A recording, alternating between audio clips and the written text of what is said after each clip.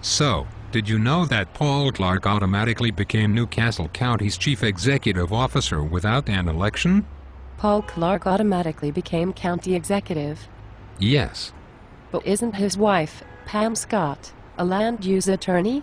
And county government's primary role is to make land use decisions? That seems like a major conflict of interest. I agree. With such obvious conflicts, how can Paul Clark serve legitimately as Newcastle County's executive? He plans on building a firewall. A firewall? What's a firewall? He is going to have his chief of staff make all of the decisions relating to his wife's clients and business. The chief of staff that Paul Clark appoints will be making these important decisions? It would seem so. That's why Mr. Clark is being called Firewall Paul. Won't Firewall Paul's chief of staff just do what he is told? Probably. But it gets even worse. His wife works at a firm with 2 other land use attorneys that also do a lot of work with Newcastle County. You mean that Firewall Paul has a potential conflict of interest with the law firm that the News Journal said is the go-to firm for getting real estate development deals done? And an unelected chief of staff will be driving Newcastle County's land use? It would seem so. Will this affect county revenue? Good question, because Firewall Paul is pushing a plan where he gets to make his own revenue forecasts. Wait, Paul Clark is going to make his own revenue forecasts? He will soon. Councilman George Smiley, a Paul Clark confidant, is pushing an ordinance that would let Firewall Paul set his own revenue forecasts with almost no oversight. There seems very little opposition to the plan by the Democrats who dominate the council. Firewall Paul will make his own forecasts, set his own budget, and his wife's law firm will get the land use business. It would seem so.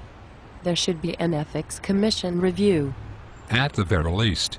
Even Councilman Tim Sheldon is asking for this. Tim Sheldon? Hasn't he been on council for the last 6 years?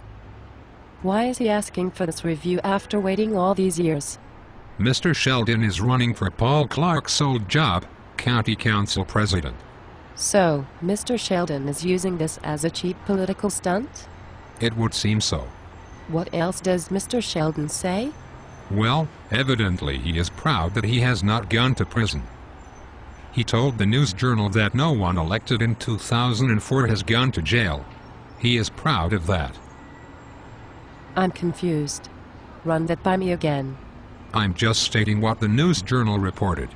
That there has not been an ethics charge on none of us, and that councilmen used to go to jail every 4 years. That's pretty garbled English. That's what was quoted in the paper. Mr. Sheldon is saying some very bizarre things. He starts with a cheap political stunt by waiting 6 years to call for an ethics investigation and ends by saying that he's proud he isn't in jail.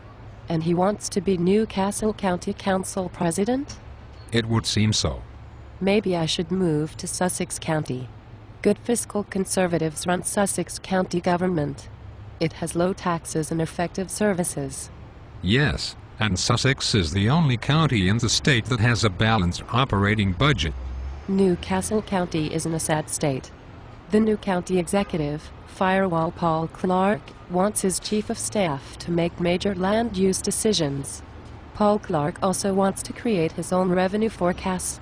And Tim Sheldon, who wants Paul Clark's old job, brags that he hasn't gone to prison. That sums it up. What should we do? The best thing to do is to vote for Tom Kovach in the January special election. Tom is an environmental attorney who served as a state representative. Plus, he is not on Firewall Paul's team. Tom Kovach. I'll spread the word to vote Tom Kovach. He will bring experience and balance to Newcastle County government. Go Tom Kovach.